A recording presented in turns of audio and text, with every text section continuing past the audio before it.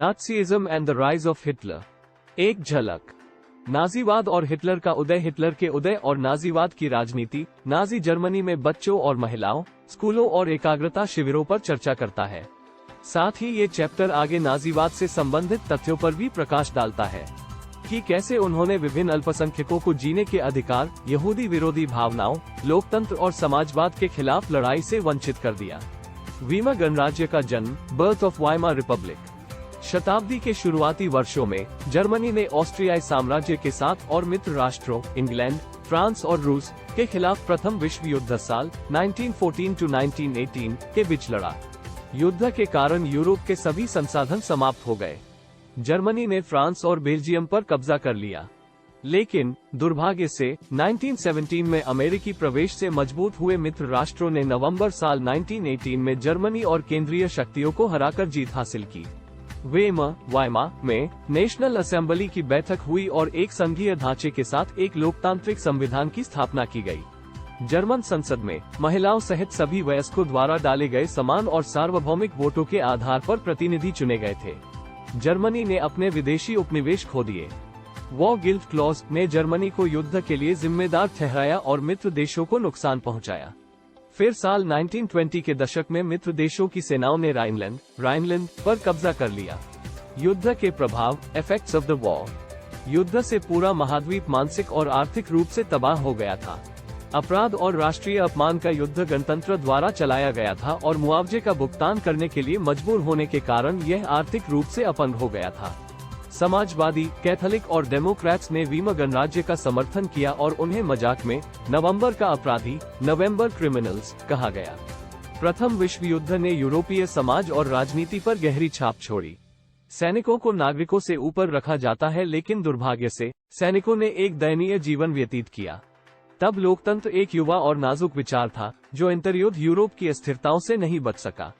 राजनीतिक कट्टरवाद और आर्थिक संकट। वीमर गणराज्य का जन्म रूस में बोल्शेविक क्रांति की तर्ज पर स्पार्टेकस लीग के क्रांतिकारी विद्रोह के साथ हुआ, लेकिन उन्होंने फ्री कॉर्प्स नामक युद्ध के दिग्गज संगठन की मदद से विद्रोह को कुचल दिया। तब कम्युनिस्ट और समाजवादी दुश्मन बन गए और साल 1923 के आर्थिक संकट से राजनीतिक कट्टरता और ज्यादा बढ़ गई। जर्मनी ने रकम का भुगतान करने से इनकार कर दिया और फ्रांसीसी ने अपने कोयले का दावा करने के लिए अपने प्रमुख औद्योगिक क्षेत्र रूहर पर कब्जा कर लिया। तब रोटी खरीदने के लिए मुद्रा नोटों के काटलोड ले जाने वाले जर्मनों की छवि को व्यापक रूप से दुनिया भर में सहानुभूति पैदा करने के लिए प्रचारित किया गया था और इस संकट को हाइपरइन्फ्लेशन के रूप में जाना जाने लगा। ये एक ऐसी स्थिति है जब चीजों की कीमतों में अभूतपूर्व वृद्धि होती है। अवसाद के वर्ष, ईयर्स ऑफ डिप्रेशन।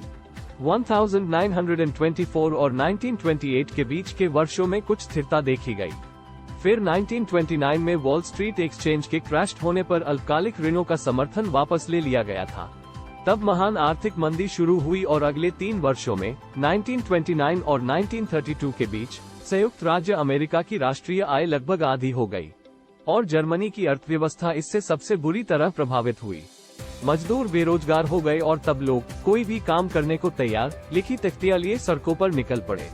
युवक आपराधिक गतिविधियों में लिप्त था। मध्यम वर्ग और छोटे व्यवसायी सर्वहाराकरण प्रोलेटेरियनाइजेशन के भय से भर गए कि वे कहीं मजदूर वर्ग या बेरोजगारी की श्रेणी में न आ जाए।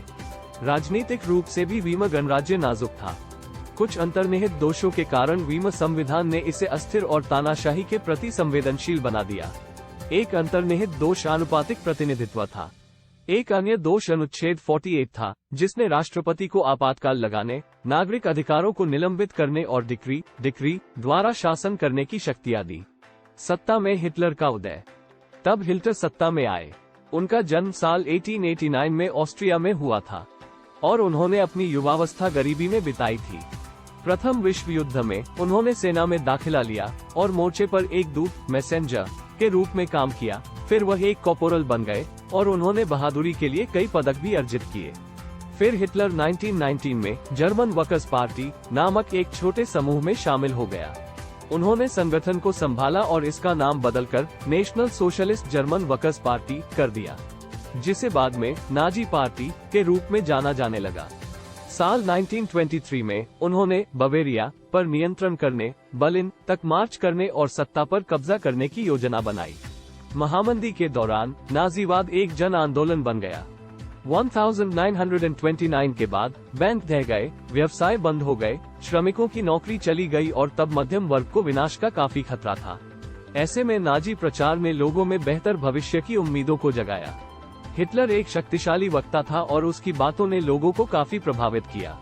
अपने भाषण में उन्होंने एक मजबूत राष्ट्र बनाने, वर्साय संधि के अन्याय को पूर्ववत करने और जर्मन लोगों की गरिमा को बहाल करने का वादा किया।